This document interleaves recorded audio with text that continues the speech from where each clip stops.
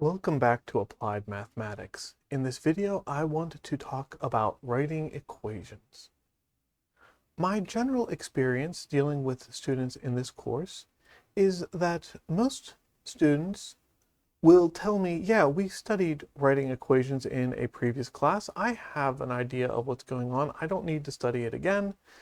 And then when I hand them a problem to solve, they throw their hands in the air and say, I don't know what I'm doing. If that describes you, then you are in a good place. That is kind of who I am trying to pitch this video to. If you really do understand how to write an equation from a description, or you really have no idea what I'm talking about at all, this video will either be too easy or maybe go a little bit over your head, in which case I apologize. There are certainly other resources available.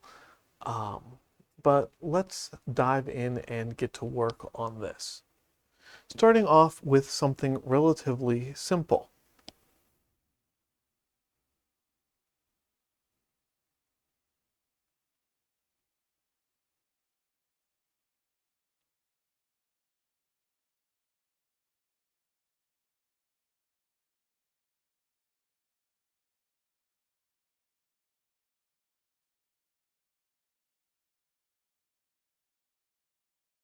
Seven is 2 more than half of a number. What is the number? When you are looking at a statement like this, the first thing that I want to notice is that the phrasing is forming a complete sentence. The second thing I want to do is identify the verb or the verb phrase. The verb or verb phrase will always correspond to your relationship symbol, which is almost always going to be an equal sign. Everything that is stated before that verb is going to be the stuff to the left of the equal sign, in this case, 7. Everything that is stated to after that verb in the sentence is going to go to the right of the equal sign. 2 more than half of a number. Right? That is in and of itself a fairly complicated phrase that we're going to have to do some thinking to make sure we get straight. I have the word of and the phrase more than. Of tends to mean multiplication, and half of is a clause, not quite a number.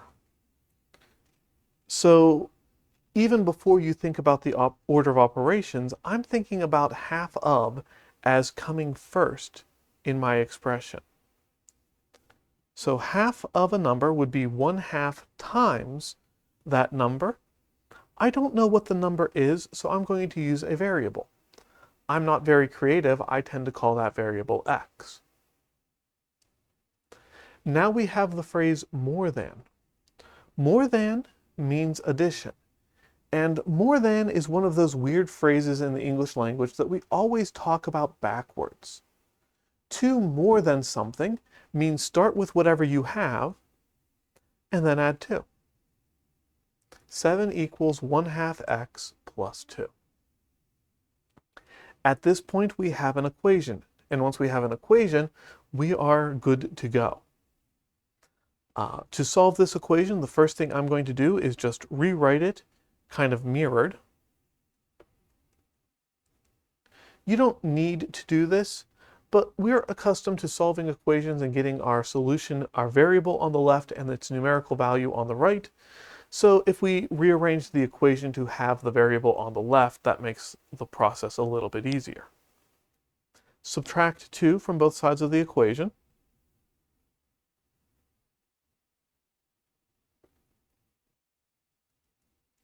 And then divide both sides of the equation by 1/2.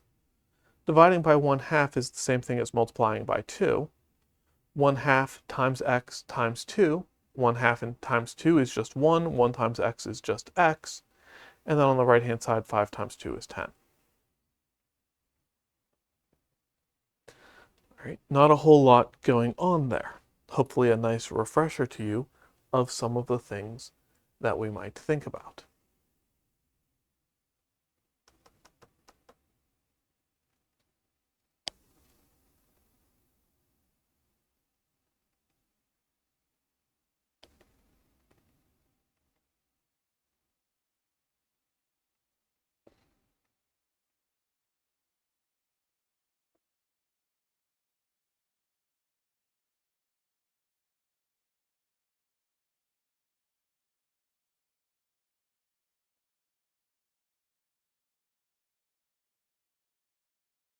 I'm not going to actually write down the question, what is the number? It's just going to be assumed at this point because that will make our lives easier. This statement is definitely more complicated for several reasons, but we approach it the same way. Our verb is, but then if you look a little bit further, the whole phrase is the same as. That whole phrase is the verb in essence, so we can treat all of that together. That will give us our equal sign. Then I can come over here, the stuff that comes before the phrase, 9 more than a number. I don't know what the number is. I'll represent it as x. More than means addition, and just like we talked about in the last problem, this phrasing tends to be stated backwards.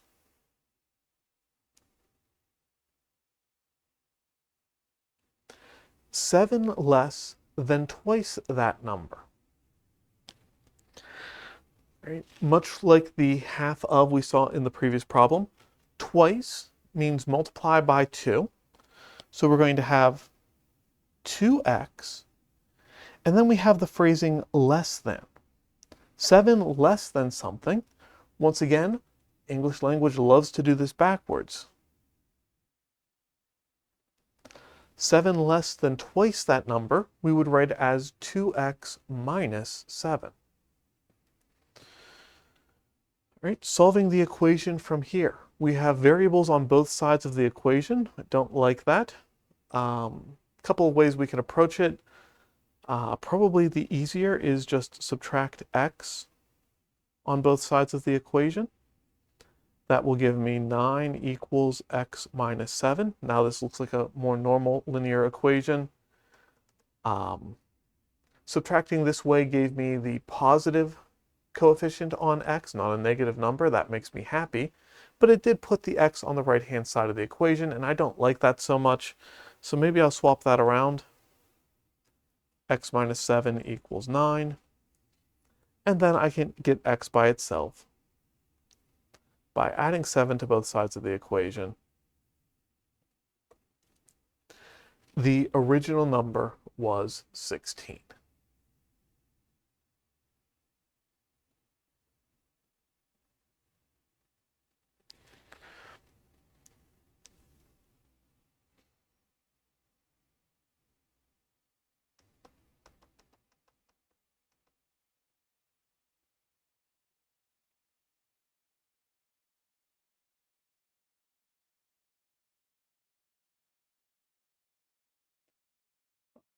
So that's the basic idea of writing equations, but I can't talk about a problem involving writing equations without getting into at least one example of a situation that has multiple variables. So let's just dive in. It's also about time that I started looking at applications and approximate measurements.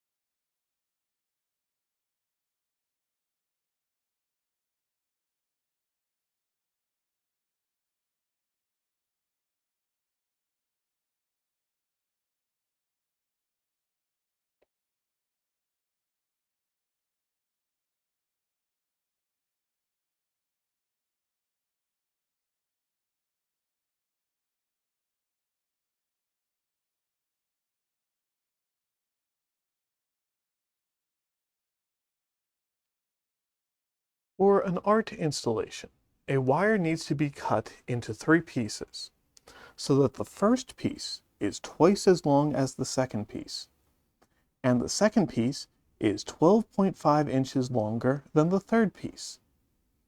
If you start with 96.0 inches of wire, how long are the 3 pieces? All right. This is the kind of problem that can get very messy very quickly. And so there's a couple of different ways that you might approach it. Our book hates this method, but it's the one that I see most students trying to gravitate towards, so I'm going to go ahead and embrace it anyway. Let's go ahead and name each of the pieces. The first piece will be X, the second piece will be Y, and the third piece will be Z.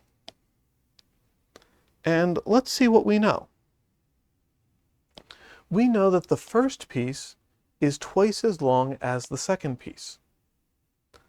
Well, twice as long means take the length of the second piece that we called Y and multiply by 2. So that gives me that X is equal to 2Y. The second piece is 12.5 inches longer than the third piece. Well, the third piece has a length of Z. If we want to be 12.5 inches longer than Z, we would take Z plus 12.5.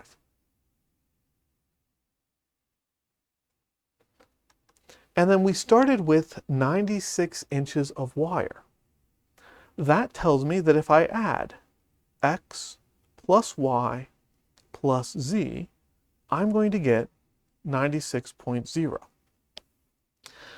Right, that may or may not be a good approximation. Right? When you are cutting a piece of wire, you are going to lose some of the wire in the cuts.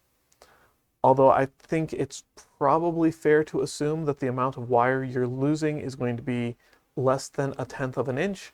So since we have the precision of to the nearest 1/10 of an inch here, it's probably fine. If you were doing something more involved, like cutting a sheet of aluminum with a plasma torch, you're going to lose a significant chunk of that aluminum. Or even just cutting a piece of plywood with a bandsaw. You can see, if you stop halfway through, the separation between the two sides. That's probably not going to happen here, right? Wire cutters are generally a lot more precise, or a lot more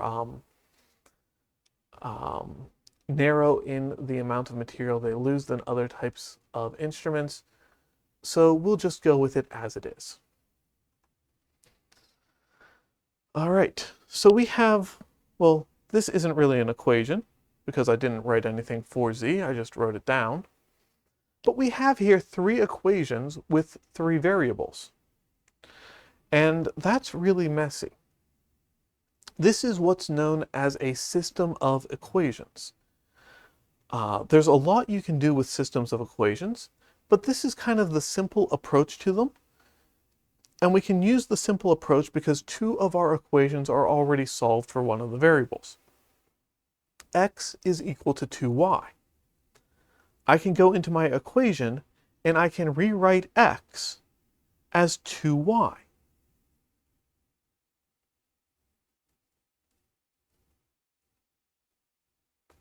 Then I have y appearing twice. I can take each of those values of y and replace it with this phrasing, z plus 12.5. Most people, including most math teachers, are very sloppy about notation here. But whenever you're substituting a value into an expression, you should always put parentheses around it. Usually it doesn't make that much of a difference, but every now and then, like right now, it does.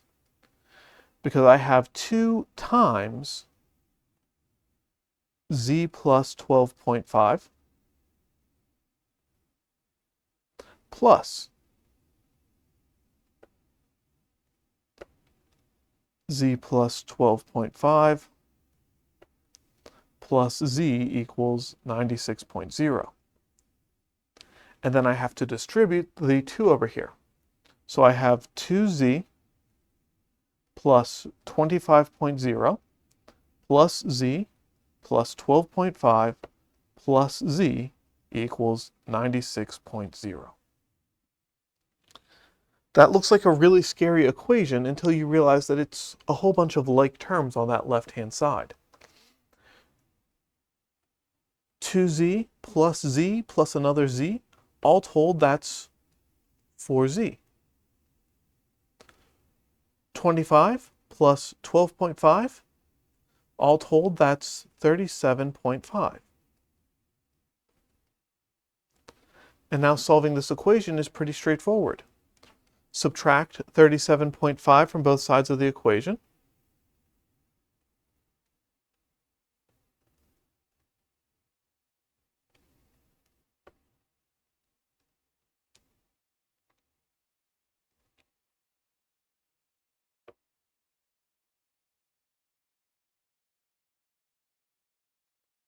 And then we'll get z by itself by dividing by 4.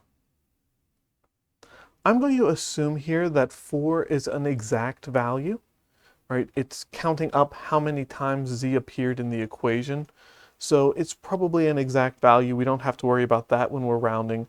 We only have to worry about the 58.5, which has 3 significant digits. So when we divide by 4, my calculator gives me 14.625. I'll round that to 14.6.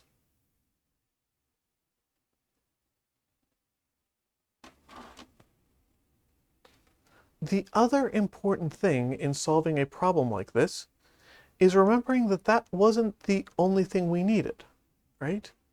There are 3 variables in this problem. The question asks, how long are the 3 pieces? To answer this question, we need all 3 pieces of information. Well, y is equal to z plus 12.5.